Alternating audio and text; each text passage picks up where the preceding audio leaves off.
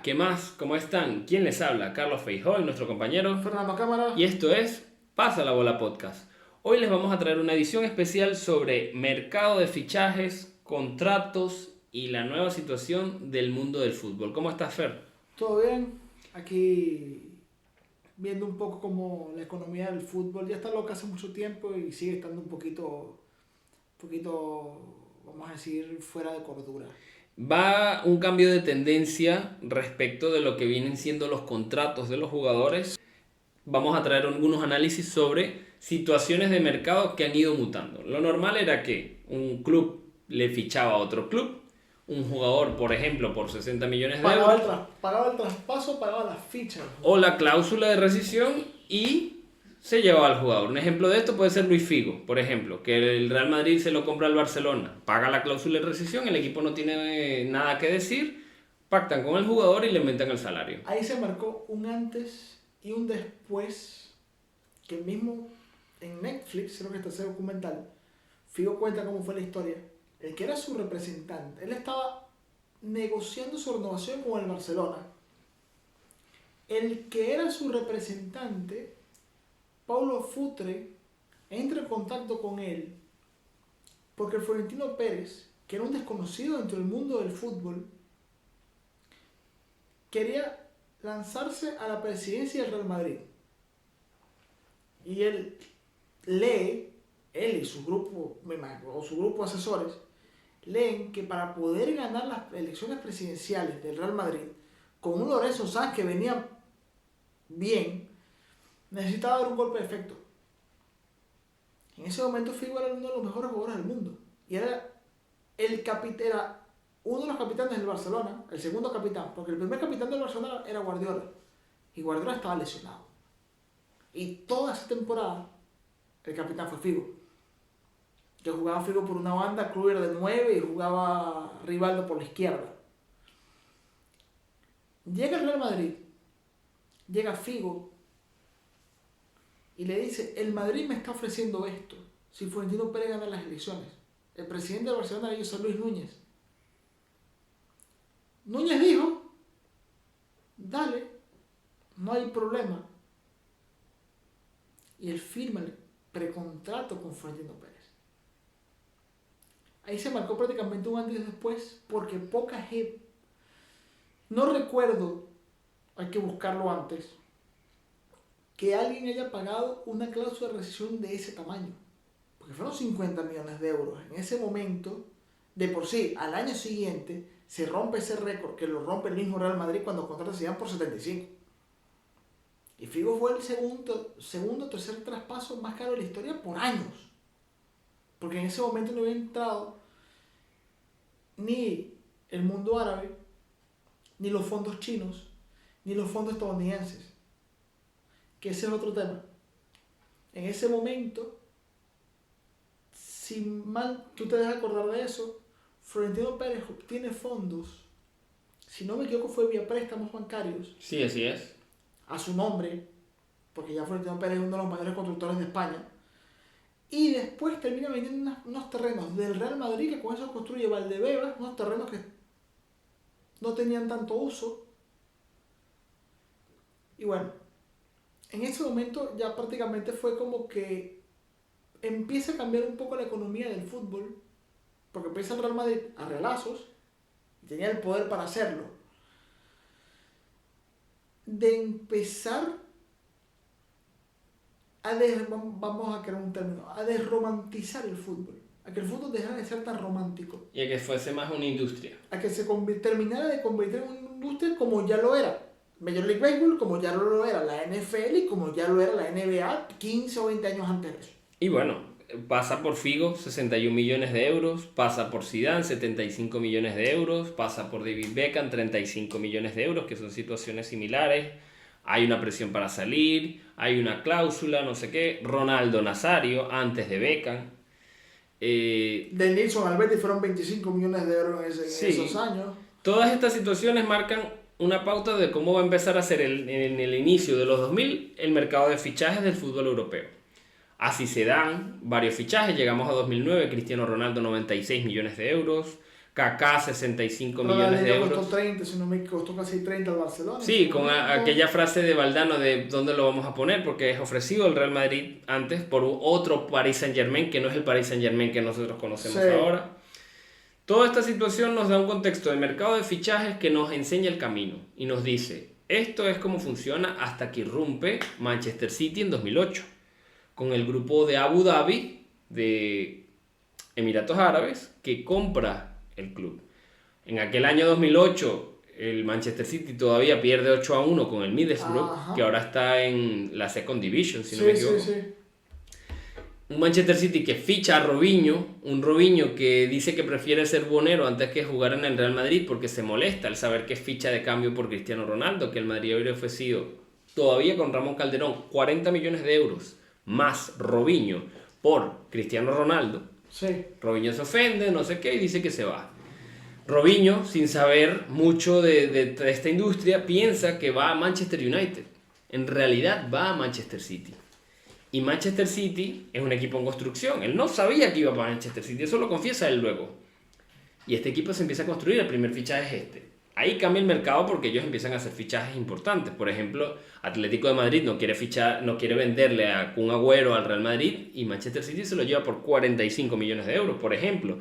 Este tipo de fichajes son con contratos a 5 o 6 años, con jugadores de 23, 24 años por lo general. Sí, un City que comenzaba a construirse poco a poco a mucha plata. Y un poco después viene el Paris Saint-Germain, que por esa de 2011 ficha a Zlatan Ibrahimovic, aparece Qatar ahí. Fichan a Ancelotti, fichan a Pastore, fichan a un montón de jugadores que son buenos, pero que no son tampoco los mejores del mundo. Es plena época Messi-Cristiano, plena época rivalidad Madrid-Barça. Beckham apareció por ahí a préstamo del Galaxy. Luego de estar en el Milan, y bueno, este tipo de cosas pasan. Thiago Silva también aparece por ahí. Contexto de rivalidad Madrid-Barça, rivalidad Guardiola-Mourinho, Real Madrid, Barcelona, Messi-Cristiano.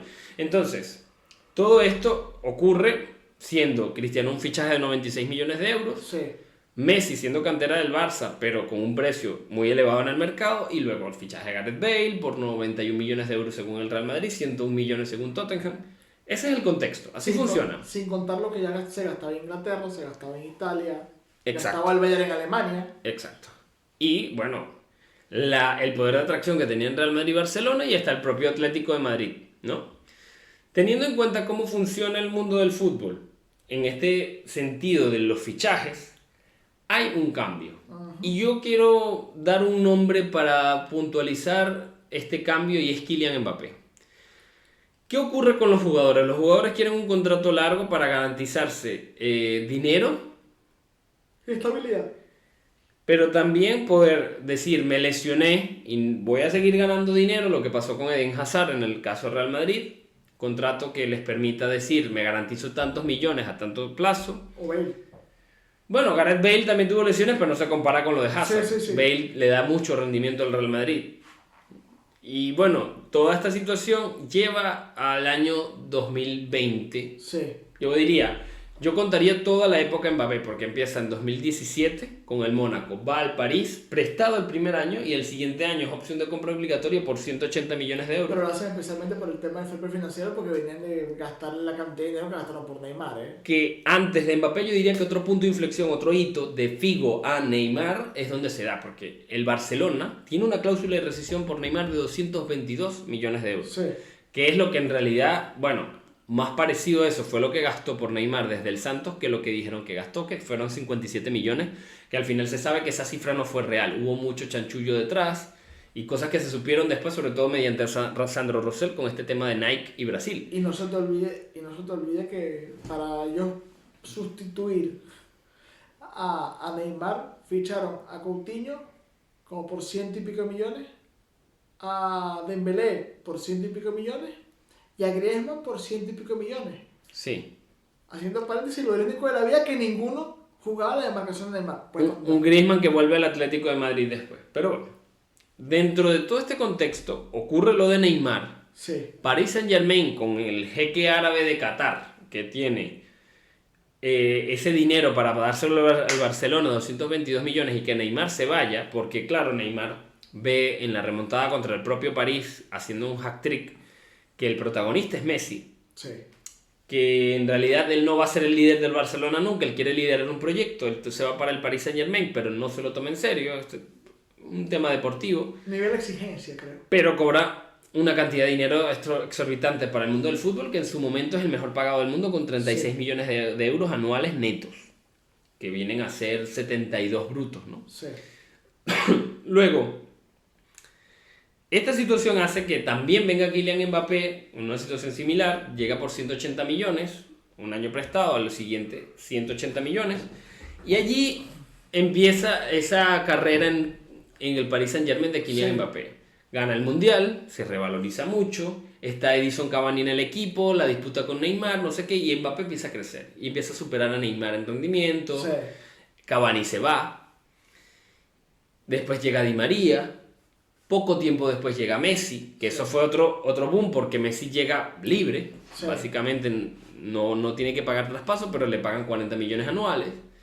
Entonces en estos contextos, ya Mbappé, Mbappé siempre quiso ir al Real Madrid, pero también quería sacar la mayor cantidad de dinero Sí. posible. Entonces en esas estuvo bailando, estuvo el año 2020, estuvo el año 2021, donde el Madrid intenta ficharlo, hace una oferta de 200 Sí. millones de euros y el París no responde.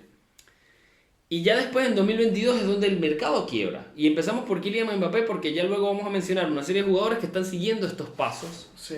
Que el Madrid se ha aprovechado de esta situación, pero también le va a empezar a jugar en contra, como es normal. Porque ha puesto nuevas reglas en el juego, un poco en plan Estados Unidos, y esas propias reglas te pueden jugar en contra. Está pasando un poquito lo que pasa en la NBA o en la Major League Baseball, la NFL, que se llama el mercado de agentes libres. Y un mercado donde los equipos quieren asegurarse a los jugadores por una cantidad de años mayor, con condiciones superiores. Pero a eso vamos a llegar. Tenemos a Mbappé en el año 2022, finalizando contrato con el sartén por el mango, Sí. como decimos en Venezuela, y teniendo la oferta del Real Madrid allí para irse gratis. Exactamente. ¿Qué es gratis? Nada es gratis en esta vida, todos lo sabemos, pero gratis es que no No va hace a pagar falta... traspaso. Exacto, no hace falta pagar ese fichaje. Pero el bono de firma va a ser mayor seguramente. Exacto, que de hecho hoy en día lo está cobrando, que es de 90 a 100 millones de euros. Extras al salario, que no es lo mismo. Exacto. Entonces, ¿qué pasa? En ese año él utiliza el Real Madrid para poderse lucrar y para poder ganar más dinero en el París. Exactamente. Entonces él allí pasa a ganar una cantidad exorbitante, él ganaba 16 millones de euros y Pero pasó. firmó por un año. 2 años, 2 más 1. 2 más 1 opcional, que él decidía si lo optaba o no. Allí él pasa a ganar 37 millones de euros netos, más bonos de fichaje, bonos de prima, bonos no sé qué, que al final terminaba cobrando anuales unos 75 millones de euros. Bono por objetivos y un montón de cosas. Ganaba más dinero. O sea, él va al Real Madrid sacrificando dinero, porque él quería jugar en el Real Madrid. Pero en ese momento, 2022, él decide PSG. Hablan de presiones del presidente de Francia, hablan de presiones del jeque, del emir de Qatar, hablan de presiones políticas, no sé qué, pero al final a Mbappé se le paga un dinero por el cual él se queda, pero él se arrepiente muy rápido. Él, muy poco tiempo después dice que quiere irse. Le arman un equipo, él adquiere un poder que tampoco está un jugador para tener esos poderes. Decide quién se va, quién se queda. De hecho, no le gusta Messi, se va Messi, no le gusta Neymar, se va Neymar. Esto pasa. Luego de que Argentina gana el Mundial, a Messi no se le recibe de buena manera. Sí. Estas son cosas que, empiezan a haber cosas. Messi tiene que salir pidiendo perdón por no sé qué. O sea, al final termina habiendo un ambiente enrarecido que Messi se va al Inter de Miami. Y luego Neymar se va para Qatar, no, para Arabia Saudita, perdón, ganando 90 millones anuales. Sí, que nada más jugó 2 meses, tuvo esa lesión. Que es otro actor que entra aquí, Arabia Saudita, que empieza a fichar jugadores, ya algunos en etapa de retiro y otros más jóvenes. ¿Qué pasa allí? Tenemos otro actor en el mercado que está trayendo talento. Por ejemplo, Kroos los rechaza, pero hay otros jugadores muy jóvenes como Gabri Veiga que aceptan. Y Kroos dice, qué vergüenza. Toda esta situación ocurre y el mercado cambia, pero para siempre. Allí tenemos una situación en la que ya Mbappé ha marcado una tendencia, porque él espera el año 2023, él lo juega, un poco peor nivel, y ya el último año, la 23-24, ya al Nasser Al-Khelaifi, que es el presidente del Paris Saint-Germain, representante del Emir de Qatar, dice, no lo pongas Luis Enrique. Y Luis Enrique dice, lo tengo que utilizar porque es mi mejor jugador. En esas Mbappé juega mucho menos Él ya lo habían aplicado con Sí, Rabiot, sí. habían amenazado a Berratti de hacerle eso, lo habían aplicado con Cavani. Si tú no quieres renovar, no vas a jugar el último año. Hay una historia de Javier Balboa jugando en el mundo árabe que es algo parecido, tipo casi que lo secuestraron para poder darle finiquito. No lo querían dejar salir del país. Fue una locura. Sí, es una situación en la que ellos no aceptan un no por respuesta. También estás aceptando muchísimo dinero y Sí. es lógico que ellos, con ese poder que ellos tienen económico, se entren en esa situación. Pero ahora entramos en lo interesante, que es el punto crucial de este capítulo. Ya Mbappé llega a 2024 gratis al Real Madrid ganando apenas 15 millones netos. Y uno dirá, ¿cómo baja de 37, 38 millones netos a 15? Por la prima de fichaje. Llegar gratis le da leverage, le da ventaja, le da una situación en la que él puede pedir dinero y al Real Madrid le cobra unos 90, 100 millones de euros que le terminan redondeando un salario de 35 millones anuales, que es bastante parecido a lo que cobraba en el París. Al final no va perdiendo tanto dinero No. y la marca Real Madrid está más desarrollada que la París y al final él, en términos de derechos, que no se lleva el 100%, pero se lleva una cantidad histórica para lo que el Real Madrid permite, que normalmente es 50-50, Sí. él se lleva un 70%, allí Mbappé gana más dinero potencial. Y el Madrid no termina pagando un traspaso, termina pagando menos de lo que pagaría por traspaso, pero le cae al jugador, no le cae al club de donde sale. Y atrae al jugador. Esto ya el Real Madrid lo hizo con Rüdiger, que cobra 7 millones netos, más la primera de fichaje termina en 11-12. Lo mismo hizo con Álava, finalizando contrato con Bayern Múnich. Sí.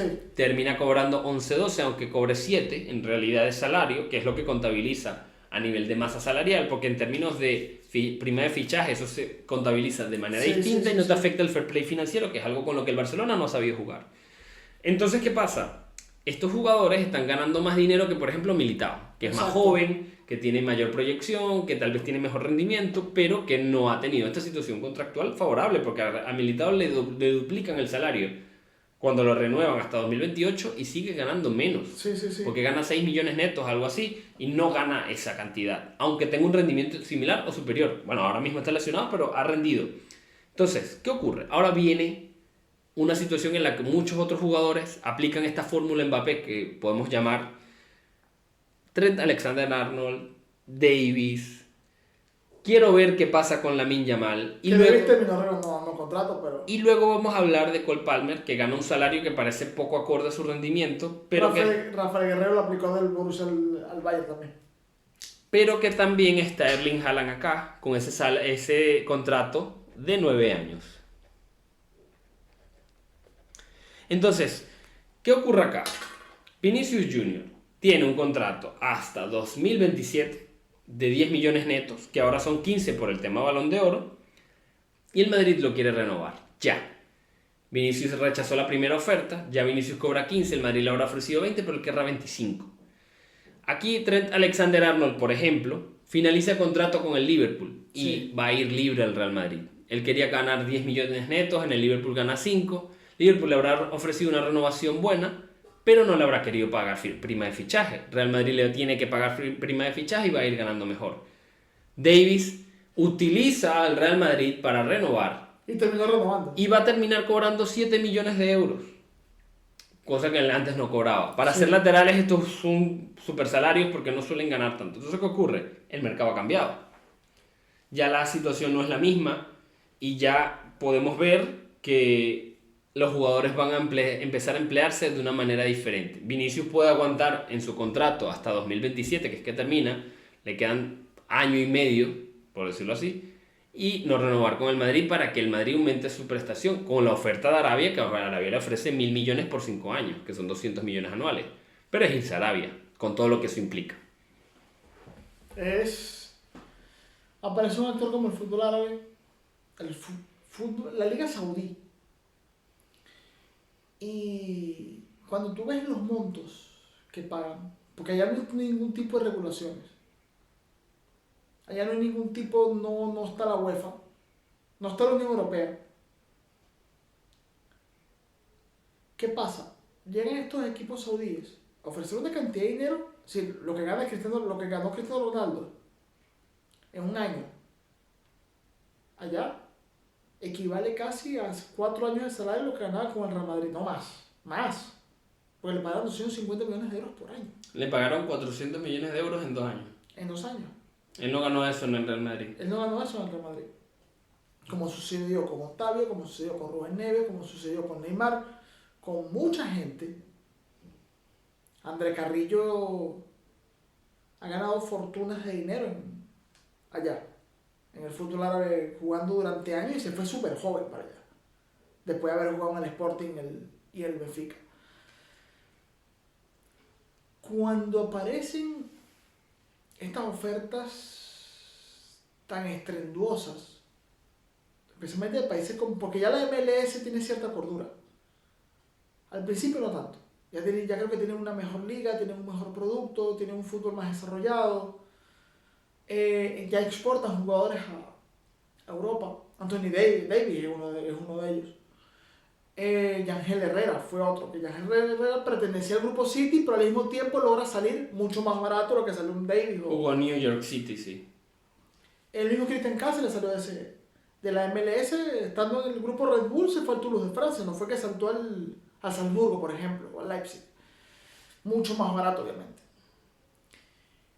Cuando aparece cualquier equipo árabe ofrecerle lo que le pueden ofrecer a Vinicius en este momento, más allá de que estos chamos ya son multimillonarios, por ahí gana 10 millones de euros, no es un milonista. No, y que ahora por el Balón de Oro, por lo menos esta temporada, gana 15. ¿Qué pasa? Llega un equipo de esto, le ofrece a Vinicius 50 millones al año, libres de impuestos, jugando en una liga sin tanta presión, que no tienes todos los focos. Y que lo que yo supe que le ofrecieron fue 200 millones, porque fueron 1000 en total. Yo no sé si esto, que claro, es todo con el Emir Árabe. Si al final no hay impuestos y todo se lo quedan. Pero claro, el spotlight está en Europa. Todo el tema mediático está en Europa. Jugar en tu selección también pasa por estar en Europa, aunque yo creo que un jugador del estatus de Vinicius no perdería eso, pero igual. Sí, hay jugadores que están en la Liga Árabe que siguen jugando en sus selecciones. Laporte es un ejemplo. Sí, claro, pero no es lo habitual y Laporte es uno de los que quiere devolverse, que quiere irse. Benzema también, Henderson no duró ni 6 meses, el tema de la adaptación con Arabia, no todos son cristianos. Sí. No todos tienen esa obsesión por ser profesionales al 100% y aislarse del mundo. Muchos quieren el dinero, pero quieren tener dónde gastarlo también. De hecho, el modelo en cómo Messi se va para el Inter Miami es interesante porque si bien Cristiano se va ganando 100 millones de euros más o 50 millones de euros más que Messi, Messi va a pasar a formar parte de las acciones y de ser dueño del Inter Miami cuando se retire. El Inter Miami tiene un valor ahora que se puede duplicar o multiplicar mucho de aquí a 10 años. No, de que además Messi desde hace mucho tiempo tengo entendido que tiene negocios en Miami, tiene cosas en Miami. Y que vivir en Miami no es vivir en Arabia. Vivir en Miami es estar cerca de Argentina, es tener un clima mejor, es tener movimiento. Va a ser el Mundial en 2026, va a estar muy en el spotlight, como dije antes, en todo el foco. Y es otro estilo de vida, él prefirió sacrificar un poco más de dinero directo y entrar en el grupo de acciones, que pero, probablemente crezca. Pero tampoco, es decir, sé que es difícil en ese nivel, y ahí sí concuerdo un poco con Toni Kroos. Puedo entender, obviamente, su profesión, y viven de eso. Pero cuando hay un tipo que ha cobrado 30 millones de euros limpios anuales durante 7 años. Más, diría. En términos de otras cosas, sí. Además, no, solamente de sueldo. Ajá. Sin contar inversiones. Ajá. Sin contar patrocinios. Es decir, está bien, te vas a cobrar 200 millones de euros. Es difícil decirle que no aquí para medio millardo de euros. Es muy difícil decir en 2 años y pico. Pero tampoco es que te haga falta. Piensa un poco más grande, Fer, porque ya esta gente no está pensando en ser millonario, en cubrir sus necesidades básicas o en ayudar a su familia de aquí a tantas generaciones. Va a un nivel mayor, pasan a ser magnates. Ellos van a querer comprar clubs. Leemos un poco entre líneas las declaraciones de Cristiano. Dijo, yo quiero ser dueño de un club. Quiero comprar un club. No va a ser Manchester United, no va a ser Real Madrid, obviamente, pero ya con 400 millones de euros en la cuenta, puedes plantearte. Fíjate, Ronaldo Nazario, dueño de 3 clubs y no ganó ni la mitad Es dueño Valladolid, del Fluminense, creo, del No, el Corinthians. Flamengo y Corinthians, son una cosa así. Sé que tiene dos equipos en Brasil y tiene el Valladolid en España. ¿Qué pasa? Pasas a ser otro nivel. Sí, sí, sí. Tienes otro poder, te codeas con otra gente, en otras esferas. Ya no es lo mismo, ya eres un inversionista de otro nivel. Si a Cristiano Ronaldo no lo vamos a ver en una raya pegándole gritos a los jugadores. No, ya se vuelve un aristócrata, él se va a estar, bueno, a menos que él quiera, ¿no? O sea, va a hacer lo que él quiera, pero no lo veo. O sea, ya ahí, con ese nivel económico, Messi se puede plantear comprarse un club. De hecho, yo creo que Vinicius ya tiene un club de segunda división en Brasil. Hoy, sin tanta inversión. Es dueño del Cruzeiro, Ronaldo Nazario. Ah, bueno. Entonces, a lo que te voy es que estos jugadores ya están apuntando más alto. Estos salarios ya son para hacer otras cosas. Y sumándole a esta situación... Están apuntando a la Michael Jordan. Exacto. Sumando a esta situación, podemos hablar de Lamine Yamal, que es un caso muy particular, que es un canterano del Barcelona, representado por Jorge Méndez, Ajá. que concluye su contrato de canterano en 2026 y este año y el año pasado lo tuvieron bien, porque era cantera, 16, 17 años. Ya el año que viene entran en una zona de presión en donde tienen que ver cómo van a hacer para renovarlo y cuánto le van a ofrecer para renovarlo. Ya 15 millones de euros netos para lo que rinde Lamine Yamal es poco. Y hay mucha gente que le va a ofrecer más. ¿Qué tiene que hacer Barcelona? Negociar con él y plantearle salarios ascendentes, como ha hecho ya con Lewandowski y con otra gente. Claro, es hipotecarse. El club necesita desesperadamente la Superliga, que es un tema para otro podcast, para poder generar ingresos y poder cubrir estos salarios. Porque si no, el jugador se le puede ir en 2026 gratis, porque es otro que puede no renovar. Sí, y un Barcelona que además tiene más de 2 compes africanos. No, y que el jugador puede apostar por sí mismo. Fíjate lo que pasó con Ansu Fati, apostar por sí mismo puede salir mal. Pero si un jugador que más o menos tiene salud, un jugador que proyecta, un jugador que se cuida, un jugador que tal, ya se sabe a nivel de ciencia médica qué se puede hacer para prevenir estas cosas. Si el jugador lleva un nivel de vida más o menos sano, puede garantizarse y pedir más dinero. Si él se quiere quedar en el Barcelona es una cosa, pero ya luego existe la posibilidad de que se vaya a cualquier otro club. Ya el Paris Saint-Germain ofreció 200 millones, supuestamente. Bueno, fue una noticia que surgió por allí, tal vez la oferta fue real. Lo que pasa es que al Barcelona el orgullo catalán no les permite ver un poquito más allá, pero a mí me llegan a ofrecer 200 millones de euros por Yamil y yo lo vendo. Pero el orgullo catalán se acaba cuando la realidad aprieta y cuando el dinero no alcanza. El Barcelona sigue siendo un equipo que produce muchísimos millones y hay muchos grupos empresariales detrás. Sí. Esto se puede solucionar muy fácil y es que llegue una sociedad anónima deportiva, que llegue un capital extranjero a comprar al club y que deje de ser de sus socios. En esta transición está Joan Laporta beneficiándose personalmente, obviamente. Pero estamos hablando de Lamine Yamal y de su contrato. Y ahora quiero saltar a la parte, para cerrar ya lo que es este tema del podcast, que es en los contratos americanos. Vemos en la NFL, en la NBA, en la MLB de béisbol, contratos que son de 7 años, 10 años. Bueno, en béisbol de grandes ligas, sin cambiar demasiado el tema, Shohei Ohtani, que es como el Mbappé del béisbol, está cobrando $700 millones en 10 años. O sea, eso se resume a 70 millones anuales. No necesariamente. Él va a cobrar 2 millones de euros el primer año, pero ya luego le van a dar una cantidad absurda de dinero, van a acomodarlo financieramente para que los impuestos no golpeen tanto. Ese salario es un ejemplo, ¿no? Ya luego Juan Soto es otro ejemplo, que ahora se va para los Mets. Miguel Cabrera cobró 300 millones. Exacto, pero esto es una práctica habitual en Estados Unidos. ¿Qué ocurre? Que Inglaterra es muy espejo de eso. Vemos que primero Cole Palmer hasta 2033 renovó por un contrato relativamente bajo, pero debe tener otras condiciones detrás que digas, oye, este está ganando, porque son 6.7 millones brutos, serían como 3 netos, parece poco para el rendimiento de Palmer. Hay cierto tipo de jugadas. Probablemente haya alguna ascendencia más allí. Y Haaland le ofrecen 1 billón o 1.000 millones de euros en un plazo de 9 años y medio, que es lo que queda de este, hasta 2034. ¿Qué ocurre con Haaland? Que tampoco va a cobrarlo todo de una, el City está siendo investigado por el tema de las sanciones, pero Haaland se garantiza aproximadamente 104 millones anuales por un equipo que tiene capitales de un estado. Entonces, este modelo se puede empezar a implementar y este formato de contratos largos puede empezar a aparecer como nueva variante en el mundo del fútbol para que los clubes también se protejan y que los jugadores se garanticen una cantidad absurda de dinero a largo plazo con una posibilidad de salir, porque seguro tiene cláusulas para poder salir. Hace unos años, esto lo puedes saber por un conocido que es experto financiero. hace unos años, la Unión Europea, a las ligas y a los clubes, que la Unión Europea debería llamarse la Unión de las Restricciones de Europa, ¿no? Pero eso es otro tema, ¿no? Le puso restricciones financieras a las empresas europeas y a los clubes de fútbol a la hora de invertir dentro del fútbol. El fútbol económicamente empieza a crecer y empiezan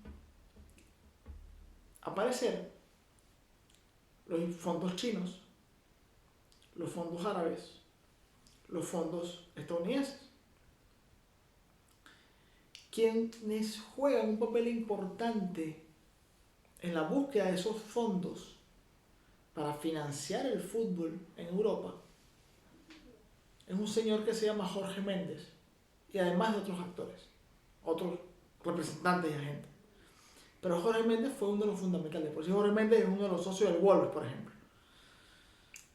Que el Wolves... Y del Benfica, si no me equivoco. Es de un fondo chino, no, el Benfica no. No. Con Gestifute, que es su agencia. Tampoco. No hay muy buenas relaciones entre el Benfica y Gestifute en este momento. Bueno, más o menos. Tienen una relación más o menos amor-odio. Con el Porto sí es algo que es como que tipo cruz hecha. ¿Qué pasa? A esos fondos, como están fuera de la Unión Europea, la Unión Europea no los restringe, no tiene legislación para llegar hasta ahí. Y es cuando llegan esta clase de montos